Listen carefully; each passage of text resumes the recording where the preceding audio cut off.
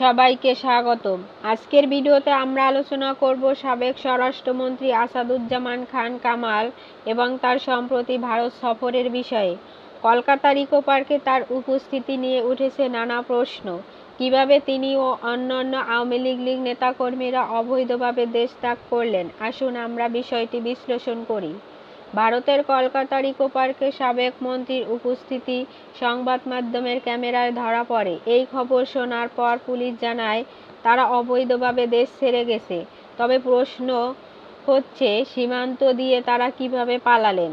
বিজিবির মহাপরিচালক major general Mohammad Ashrafuzzaman Siddiqui বলেছেন, এ নিয়ে তদন্ত হচ্ছে, কিন্তু প্রশ্ন উঠেছে তারা কিভাবে সীমান্ত পার হলেন? বিজিবির দায়িত্ব কি এখানেই শেষ?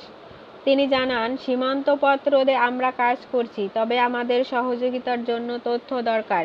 এখানে সাংবাদিকদেরও তথ্য প্রদান করার আহ্বান জানানো হয়েছে।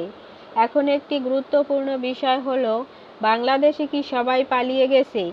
ডিজি বলেছে, জনবহুল দেশে কেউ কেউ আত্মগোপনে আছেন। মাদক ব্যবসায়ীদের ধরার চেষ্টা চলছেই, কিন্তু তারা কি আদৌ সঠিকভাবে আটক হচ্ছে?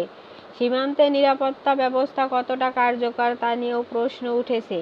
বিজিবির দায়িত্ব শুধু নিরাপত্তা নয়, বরং তাদের কার্যকরী পদক্ষেপও গ্রহণ করা উচিত।